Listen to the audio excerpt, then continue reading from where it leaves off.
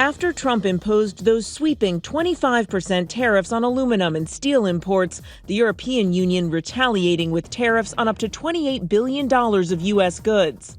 Trump making it clear this isn't over, vowing to respond in kind with sweeping retaliatory tariffs early next month. Imagine that in just a few weeks, the world's largest oil exporter loses almost its entire foreign market.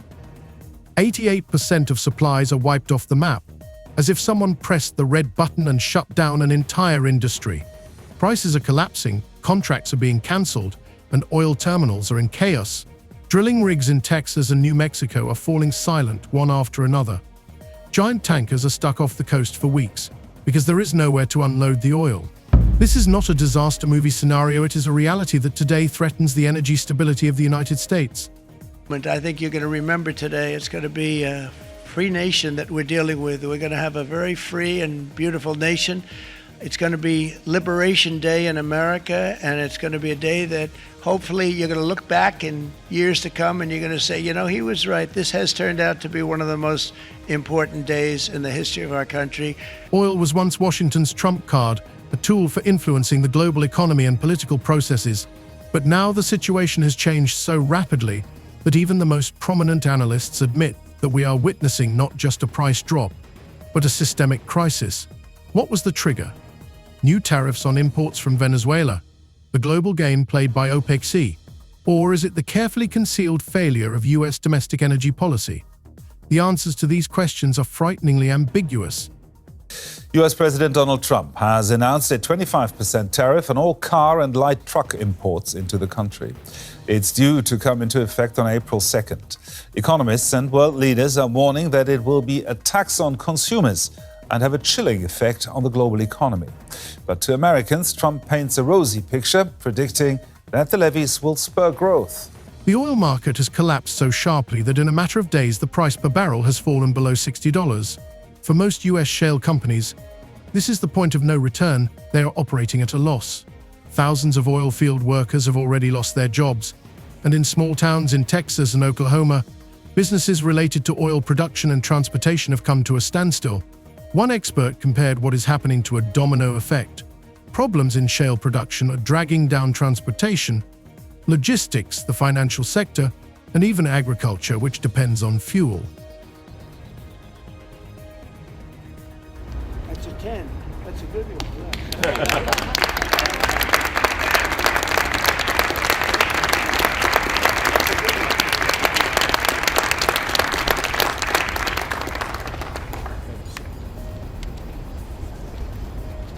Meanwhile, the world continues to watch the chaos unfold. China, India, and Turkey have already turned to other suppliers, from Iran to African countries. The US is losing its position in the global market, and the country's geopolitical weight is gradually weakening. What if we are now witnessing not just a temporary recession, but a global redistribution of energy power? Imagine a world in which American oil no longer determines fuel prices and dictates the terms of the global economy. With Elon Musk's views on weighing into very much national politics, national elections in Europe. And then on top of that, when you see the backdrop of Tesla upgrading its product line and the impact of them trying to chase more sales at the back end of last year, that means it's short on inventory. It can't necessarily sell as many vehicles or doesn't have as many in stock to sell. So there is that issue there of a confluence of impacts, which means that sales have been falling. Again, the question is how much more that will impact into February as well, given that the back end of last year in 2024, Tesla sales did slip overall. This story is about how one political decision can trigger a chain reaction with consequences that no one could have anticipated. But the most alarming thing is that this is only the beginning. Will the US be able to regain control of the market, or is it already too late? And most importantly, who really stands to gain from this crisis? We will explore the answers to these questions in this video. And police in Italy are investigating possible arson after a fire destroyed more than a dozen Tesla vehicles. Elon Musk is calling the incident at a Rome dealership terrorism. This comes as Tesla has been the target of recent protests around the world. It all started with fluctuations that almost no one took seriously. A few days of falling oil prices are nothing unusual. Volatility in this market has always been considered the norm. But in March 2025, the situation began to spiral out of control. Off the coast of Louisiana, tankers carrying American oil began to idle for weeks with no destination. In the Permian Basin, drilling rigs came to a standstill, waiting for orders that never came. In New Mexico, oil workers with more than 20 years of experience suddenly found themselves out of work, without even receiving their final paychecks. In a matter of weeks, U.S. oil exports plummeted by 88%, and no one could offer a clear explanation. Was it a policy failure, a geopolitical game, or the beginning of the end of the shale empire?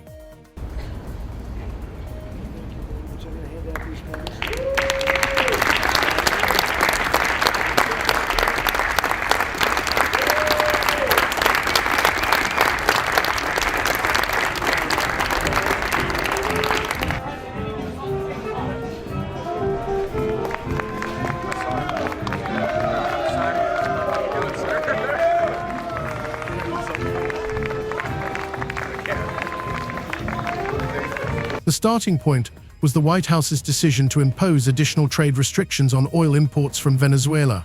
Officially, this was to put pressure on Nicolas Maduro's regime. But almost immediately after the tariffs were announced, a chain reaction began.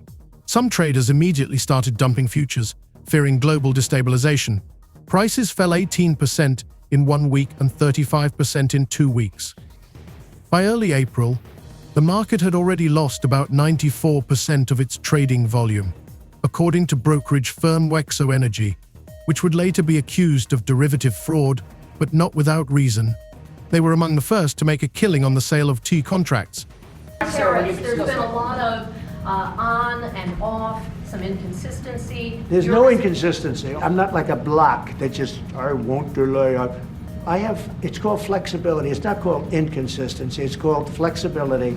Investors panicked and dumped energy giant stocks. Shares in ExxonMobil, Chevron, and ConocoPhillips fell 40% in a single month. Some hedge funds tied to futures recorded losses on par with the 2008 crisis. But it wasn't just the stock market that took a hit. On the ground in Texas, central Oklahoma, and southeastern Colorado, things were happening that were more reminiscent of the beginning of a social crisis than an industry downturn. Gas stations and restaurants were closing, and equipment rentals were halted. In the small town of Curling, New Mexico, a local bank froze mortgage payments on 87 homes linked to oil service workers. We begin with the president's trade war escalating tonight. This evening, the retaliation against the United States, Canada, and the European Union responding quickly, just hours after President Trump's 25% tariff on all steel and aluminum coming into the United States. Canada, the largest supplier of steel to the U.S., slapping new tariffs on $20 billion worth of U.S. goods that are sold in Canada. And the 27 countries of the European Union imposing retaliatory tariffs on up to $28 billion worth of U.S. goods sold in Europe. The problem was that the domestic market simply could not absorb all the oil intended for export. A sharp drop in foreign demand, due in part to tariff risks and supply chain instability, created a real surplus in the United States. Storage facilities in Cushing were overflowing, and dozens of tankers stood along the Gulf Coast, with no one willing to take them on. Some even began unloading oil back into onshore storage facilities, renting space at industrial sites not designed for such volumes. After weeks of whiplash, Trump threatening tariffs, imposing some, and walking back others, many Americans are feeling the uncertainty. In Swisher, Iowa, distillery owner Jeff Quint says it's paralyzing. The bourbon industry is going to be collateral damage in this tariff war. I don't really think there's any way around that. And he's not alone. Tonight, the majority of Americans, 61%, now say they disapprove of how the president is handling tariffs. 56% say they disapprove of his handling of the economy overall. But the president has dismissed those concerns tonight, saying he has the right to change course. Meanwhile, the government tried to keep calm. At briefings, representatives of the Department of Energy spoke of temporary fluctuations, an adjustment period, and logistics reorientation. But behind the scenes, according to CNN energy sources, there was panic.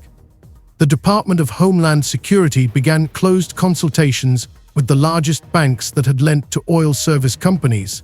They were offered temporary state subsidies to prevent a wave of bankruptcies, but even then it was clear that this was not a temporary problem, but a systemic failure. Ready? The higher the tariff, the more likely it is that the company will come into the United States and build a factory in the United States so it doesn't have to pay the tariff. That will take many, as you know, that will take many years. In fact, I'll tell you, there's another theory is that the tariff, you make it so high, so horrible, so obnoxious that they'll come right away. When I do the 10%, 10% is really, first of all, 10% when you collect it is hundreds of billions of dollars. The numbers that you're talking, all reducing our deficit. But really, so there's two ways of looking at a tariff. You can do it as a money-making instrument, or you can do it as something to get the companies. Now, if you want the companies to come in. The blow also hit the secondary market. Small and medium-sized companies working on contracts from transportation to drilling were the most vulnerable. They had no financial reserves, and when the price per barrel fell below $60, they simply could not continue operating. The Baker Energy Insight report for April 2025 stated that more than 140 companies had suspended operations and 38 had declared bankruptcy. In reality, the figures could have been even higher. Many simply closed their offices and left, leaving behind equipment and debts. The situation took on the character of an avalanche-like collapse. Postponed investments, drilling stoppages, and the freezing of new projects all meant one thing: the industry had come to a standstill. Even at the peak of the 2020 pandemic, the market did not experience such a rapid and profound collapse in confidence. Whereas traders had previously relied on cyclicality and state support, now more and more players were simply leaving the game. At the same time, rumors of external interference intensified. Some American analysts began to suggest that OPEC countries had deliberately started a price war to bring down the American shale sector. A report allegedly leaked from an analytical center in Riyadh circulated online, discussing a plan for low prices until the end of 2025. Although the documents were never officially confirmed, panic among market participants only intensified.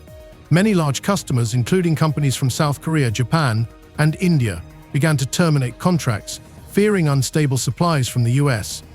And although American oil is still considered one of the cleanest and highest quality in the world, it is increasingly being viewed with caution abroad.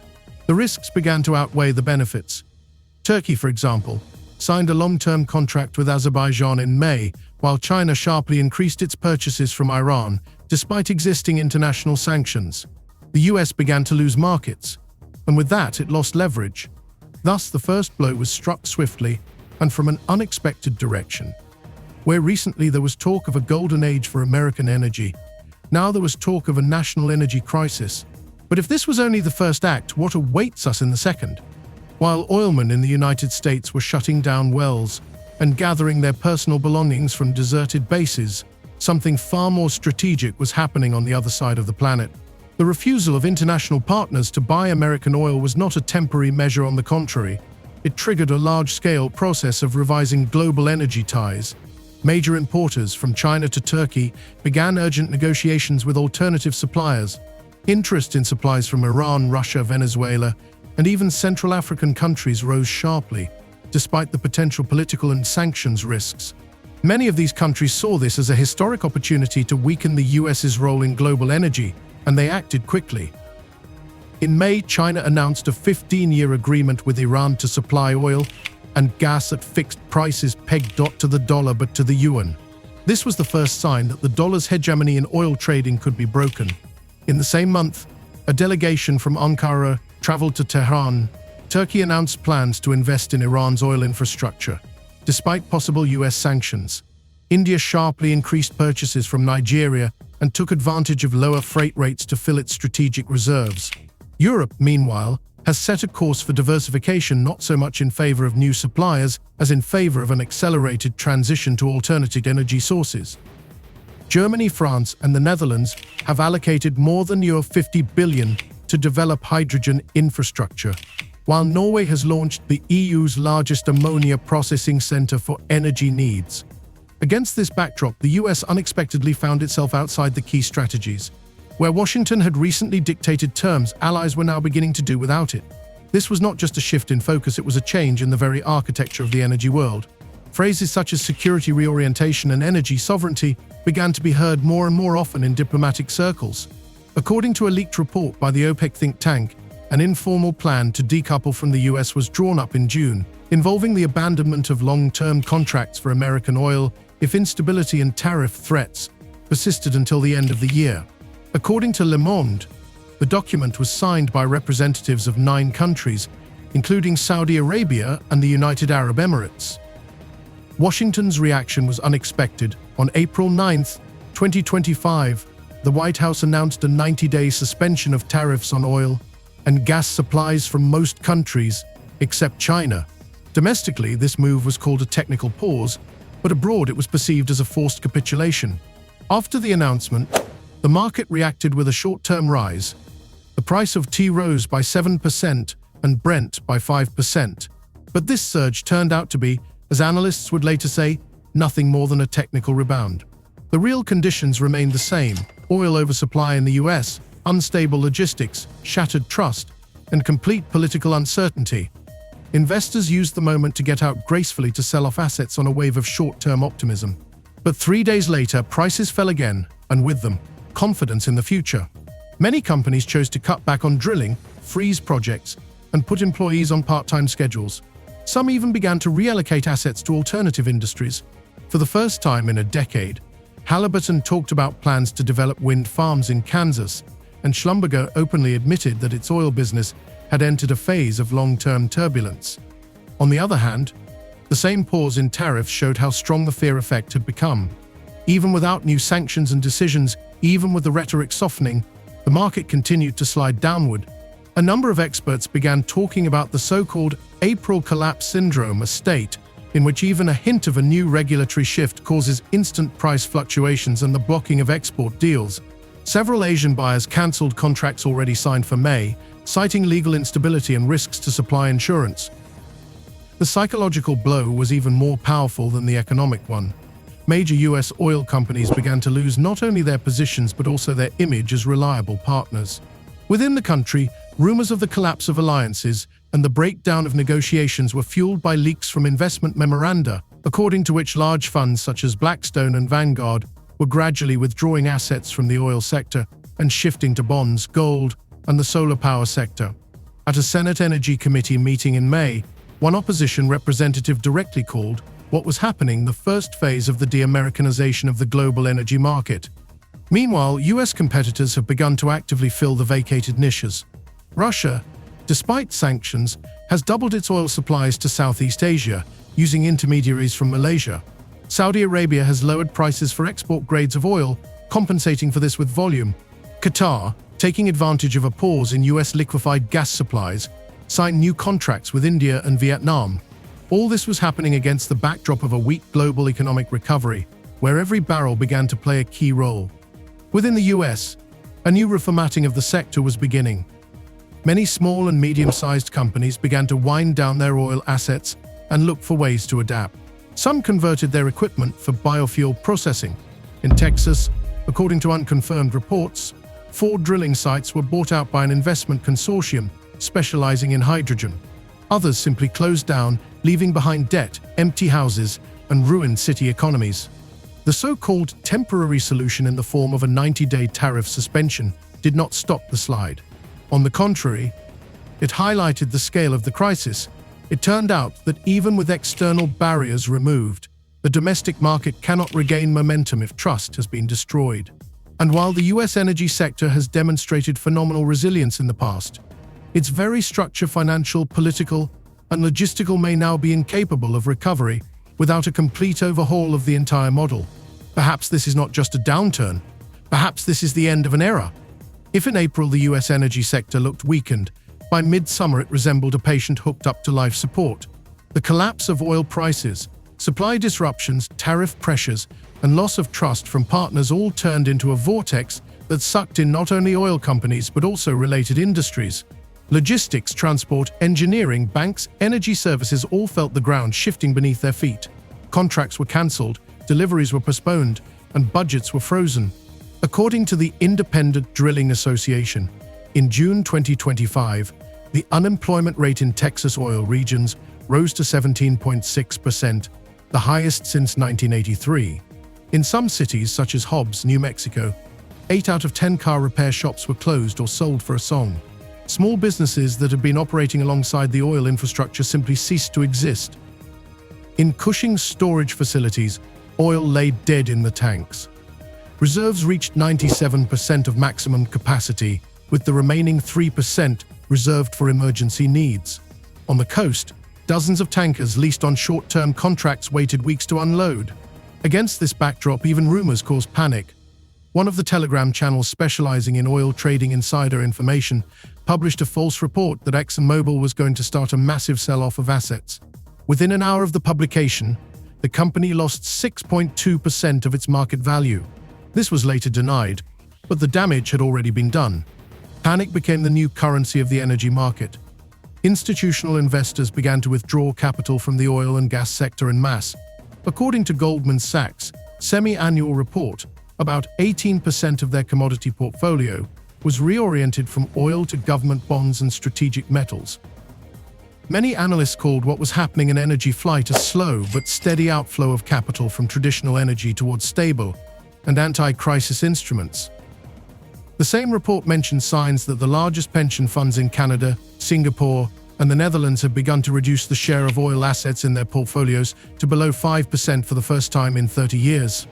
This decision was explained not only by market risks but also by deteriorating ESG indicators as supply instability and environmental conflicts surrounding the disposal of excess oil undermined companies' reputations, even at the level of international compliance.